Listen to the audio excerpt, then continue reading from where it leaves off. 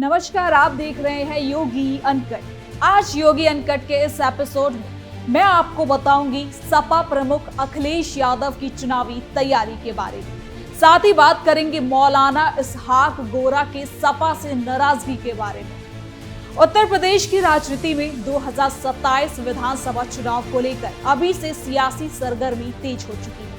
चुनाव भले ही अभी दूर हो, साल भर का समय हो, लेकिन राजनीतिक दलों ने अपनी रणनीति बनानी शुरू कर दी है। इस बीच अखिलेश यादव ने बड़ा दावा करते हुए कहा कि 2027 में समाजवादी पार्टी की सरकार बनेगी और कांग्रेस के साथ गठबंधन भी कायम रहेगा। इस बयान ने उत्तर प्रदेश की राजनीति में नई बहस को जन्म दे दिया। तो वहीं इसी बीच सहारनपुर में शेखुल हिंद मेडिकल कॉलेज के नाम को लेकर भी एक नया विवाद सामने आया है, जिसने राजनीतिक माहौल को और अखिलेश यादव की टेंशन दोनों को बढ़ा दिया है। तो चलिए योगी अनकट में बिना किसी काटछाट के जरा विस्तार से जानते हैं क्या कुछ है ये पूरी खबर।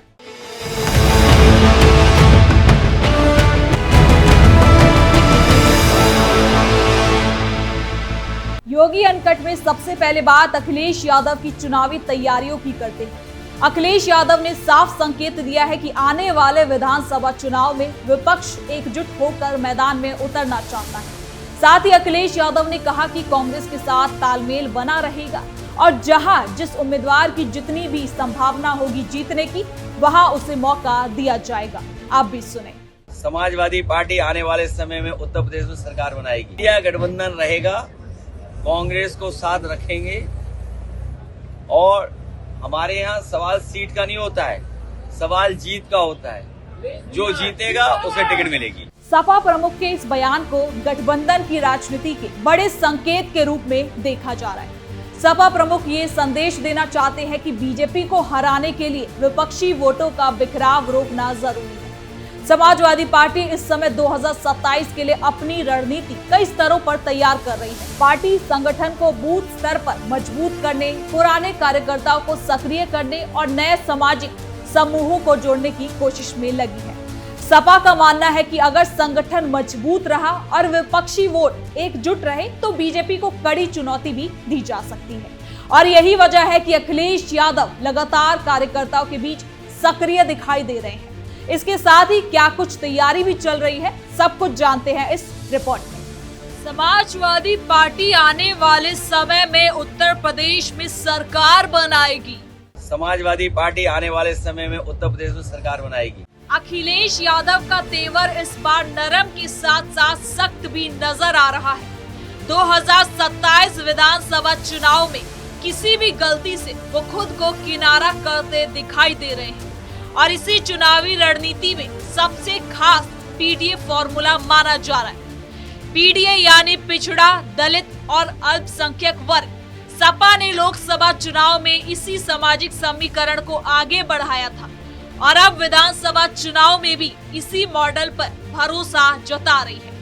लेकिन ये फॉर्मूला पार्टी की जरूरतों के हिसाब से बदल जाता है। आपको बता दें कि कुछ दिन पहले अखिलेश यादव ने सोशल मीडिया एक्स पर पोस्ट करते हुए लिखा था पीडीए का ए यानी आधी आबादी। ऐसे में अखिलेश यादव लगातार ये संदेश दे रहे हैं कि उनकी राजनीति सामाजिक न्याय और भागीदारी पर आधारित है। वो पिछड़े वर्गों, दलित, युवाओं और किसानों, साथ ही साथ अल्पसंख्यक को साथ लेकर चलने की बात कर रहे हैं। सपा के अंदरूनी सूत्रों का भी ये कहना है कि पार्टी उम्मीदवारों के चयन में भी सामाजिक संतुलन और स्थानीय प्रभाव को प्राथमिकता दे रही है। टिकट बंटवारे को लेकर भी पार्टी ने नई रणनीति अपनाई है। इस बार सिर्फ पुराने नेताओं या फिर सिफारिश के आधार पर टिकट नहीं दिया जाएगा। उम्मीदवारों का चयन जमीनी पकड़, क्षेत्रीय प्रभाव, संगठन से तालमेल और जीतने की क्षमता के आधार पर किया जाएगा। साथ ही अखिलेश यादव ने बीजेपी पर तीखा हमला करते हुए ये आरोप लगाया कि उसकी राजनीति समाज को बांटने पर आधारित है। बीजेपी विकास के मुद्दों से ध्यान हटाकर सामाजिक तनाव पैदा करने की कोशिश करती है। साथ ही बेरोजगारी, महंगाई, किसानों की समस्याओं, शिक्षा व्यवस्था और कानून व्यवस्था जैसे मुद्दे को उठाते हुए सरकार को घेरा है। अखिलेश यादव का दावा है कि जनता अब बदलाव चाहती है और 2027 में इसका असर साफ साफ दिखाई देगा। तो वहीं दूसरी ओर बीजेपी भी उत्तर प्रदेश में लगातार एक्टिव नजर आ रही है। सीएम योगी आदित्यनाथ यूपी के साथ साथ बंगाल की जमीन पर भी बीजेपी का परचम लहराते हुए नजर आ रही है।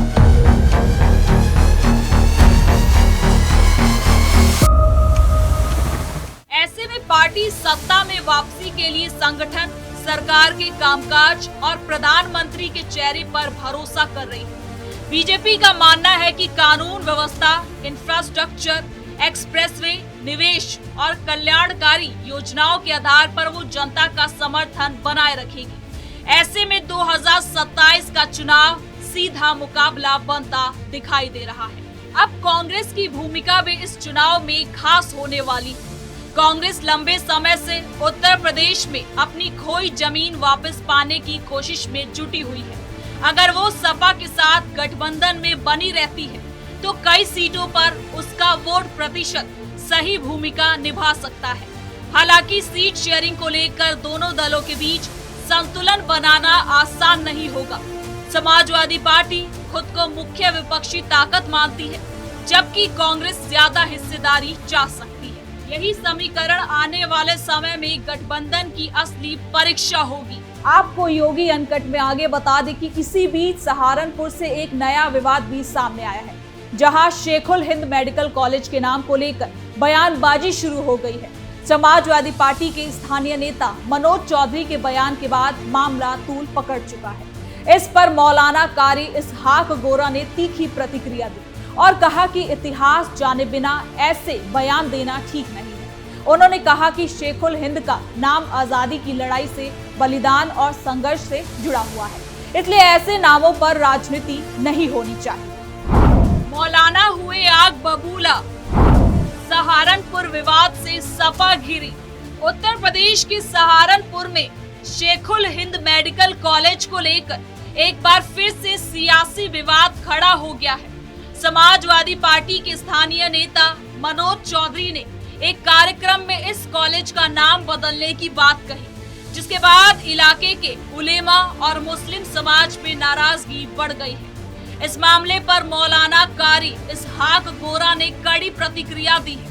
उन्होंने एक वीडियो संदेश जारी करते हुए कहा कि इस तरह के बयान बेहद गैर जिम्मेदाराना है।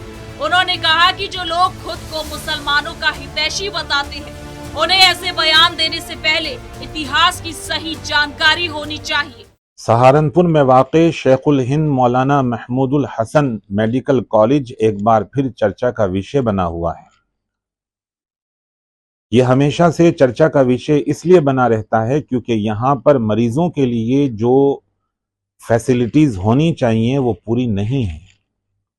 लेकिन अभी हाल ही में मालूम हुआ है कि समाजवादी पार्टी के एक नेता ने ये मांग की है कि इस कॉलेज का नाम बदलकर फला फला के नाम पर रख दिया जाए। मैं ये बयान सुनकर हैरत ज़दा हो गया कि जो पार्टी खुद को मुसलमानों का हमदर्द बताती है, उसका एक नेता शेखुल हिंद मेडिकल कॉलेज का नाम बदलने की मांग कर रहा है। यह बहुत निंदनीय है।